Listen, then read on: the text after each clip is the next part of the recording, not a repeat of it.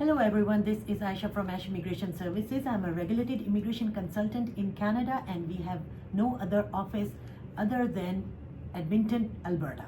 आज हम बात करेंगे that Canada announces new PR pathway for the construction workers. जी हाँ, so March 7, 2025 को इमिग्रेशन मिनिस्टर मार्क मिलर ने एक ऐसा अनाउंसमेंट किया है जो कि उन तमाम कंस्ट्रक्शन वर्कर्स या लेबर के लिए जो कि कनाडा में पर्टिकुलरली मौजूद हैं और वो अनडॉक्यूमेंटेड लेबर हैं। ये एक एस्टिमेट इन्होंने जारी किया है जिसके हिसाब से कम कनाडा में 6000 अनडॉक्यूमेंटेड कंस्ट्रक्शन लेबर मौजूद है जो कि सिस्टम के गैप्स की वजह से अपना लीगल स्टेटस जो है वो इंजॉय नहीं कर पाती, लेकिन वो कनाडा की इकोनॉमी में एक मेजर रोल प्ले कर रही है। तो आपको जो है मार्च 7 को मार्क मिलर हमारे जो इमिग्रेशन मिनिस्टर हैं उनके आपको जो मैं पॉइंट्स बताती हूँ उसमें दो बातें बहुत इंपॉर्टेंट हैं। ए तो ये है कि न्यू पीआर अपॉर्चुनिटी अनाउंस हुई है फॉर अनडॉक्यूमेंटेड कंस्ट्रक्शन वर्कर। इसका पार्ट बी है कि easy study permit requirements for skilled trade apprenticeships, जिसका मतलब ये हुआ कि जो की अनाउंसमेंट एंड चेंजेस हैं वो ये है कि एक डायरेक्ट परमानेंट रेजिडेंट पाथवे उन अनडॉक्यूमेंटेड कंस्ट्रक्शन वर्कर्स या कंस्ट्रक्शन लेबर को मिला है जो कि एक ज़माने से कनाडा में कैनेडियन इकोनॉमी को स्ट्रेंथन कर रहे हैं, लेकिन अपना लैक ऑफ स्किल्ड ट्रेड की वजह से क्योंकि वो अपना लीगल स्टेटस नहीं बना पाते। So now they are almost 6000 undocumented construction workers और जो कि currently residing and working in Canada. Now इस मेजर का फ़ायदा क्या होगा? This measure aims to promote a PR pathway for them as they have been contributing to Canada's economy. एक आपको ये बात पता चले कि अब तक वो अप्रेंटिसशिप के लिए अप्लाई क्यों नहीं कर पाते थे? It's because it's really hard to apply for a study permit. अब फ़ायदा ये हो रहा है, जो एक चीज़ एम की है वो ये कि these construction workers जो अनडॉक्यूमेंटेड हैं दे do not need a study permit अपने अप्रेंटिसशिप को पूरा करने के लिए।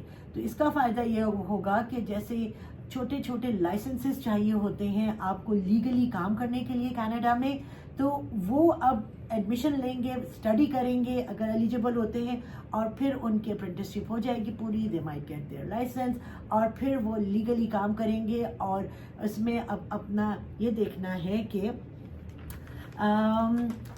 कनाडा इमिग्रेशन ने अभी तक ये अनाउंस नहीं किया कि इस पीआर पाथवे का एलिजिबिलिटी क्राइटेरिया क्या है, एप्लीकेशन प्रोसेस कितना है और टाइमलाइन क्या है। This will definitely be announced, लेकिन एज ऑफ मार्च 7, 2025 फॉरेन से जो अप्रेंटिसशिप में एडमिशन के लिए, अप्रेंटिसशिप में पढ़ाई के लिए उनको स्टडी परमिट की requirement as of then immediately हटा दी गई है। बहुत से कंस्ट्रक्शन लेबर को, टेम्परेरी फॉरेन वर्कर को बहुत फ़ायदा होगा इस चीज़ का। अब वो क्वालिफाइड टेम्परेरी फॉरेन वर्कर्स जो कि एनरोल करना चाहते हैं अप्रेंटिसशिप में, they do not need a work permit effective immediately from March 7। इससे पहले before this temporary foreign workers could not upgrade due to system flaws, immigration gaps and everything. इसके साथ जो नेक्स्ट पॉइंट है वो ये कि इमिग्रेशन कनाडा ने न्यू एडवाइजरी काउंसिल भी क्रिएट की है। किस लिए? ताकि उन पॉलिसीज़ पे वर्क किया जाए, उन इश्यूज़ को रेज किया जाए जो कि कंस्ट्रक्शन लेबर और इस इंडस्ट्री में टेम्परेरी फॉरेन वर्कर्स को पेश आती हैं। इस एडवाइजरी काउंसिल की मीटिंग नेक्स्ट वीक होने वाली है जिसमें ये डिसाइड होगा कि प्रिवेलिंग वेजेस क्या होंगे temporary foreign workers in Canada के, और साथ ही ये देखा जाएगा कि टेम्परेरी फॉरेन वर्कर्स को कनाडा में एडमिट किस स्ट्रीम में किया जाए, एज अंडर अ टेम्परेरी और अ परमानेंट पाथवे। तो ये चीज़ें जो है बहुत इम्पॉर्टेंट है जानने के लिए कि जो कंस्ट्रक्शन लेबर है वो कनाडा में कितना ज़्यादा मैनिपुलेट हुआ है। और लेकिन इमिग्रेशन मिनिस्टर की इस अनाउंसमेंट से एक हमें फीलिंग ऑफ होप भी आई है। جہاں پر ہم اتنی اسٹریمز کے کلوز ہونے کا سنتے تھے، لو ویج LMIs ختم ہو گئے، کبھی یہ فنش ہو گیا، کبھی وہ ہو گیا، وہیں پر ہم یہ دیکھ رہے ہیں کہ امیگریشن کینیڈا پازیٹیولی کتنی ساری اسٹریمز کو اناؤنس بھی کرتے جا رہے ہیں. ایسے ہی بہت سی ڈائریکٹ پاتھ ویز والی آپ اگر میرے یوٹیوب چینل کو دیکھیں گے تو آپ کو پتہ لگیں گی کہ کتنی اناؤنس ہوئی ہیں ان دا لاسٹ منتھ.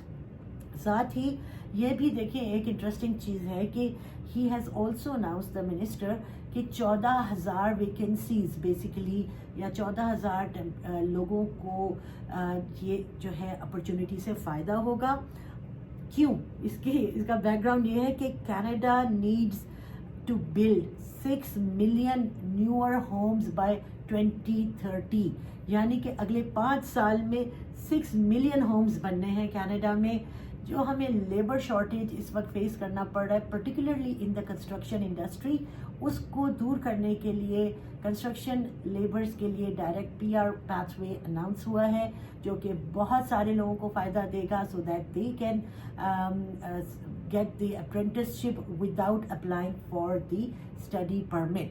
اگر آپ کو لگتا ہے کہ یہ ویڈیو نے آپ کو کوئی فائدہ دیا ہے، کوئی انفارمیشن کی بات سمجھائی ہے، تو پلیز ہمارے چینل کو لائک کیجیے، سبسکرائب کیجیے اور بیل آئیکن دبانا نہ بھولیے گا تاکہ اس طرح کی انفارمیٹیو بہت سی ویڈیوز آپ کو ملتی رہیں.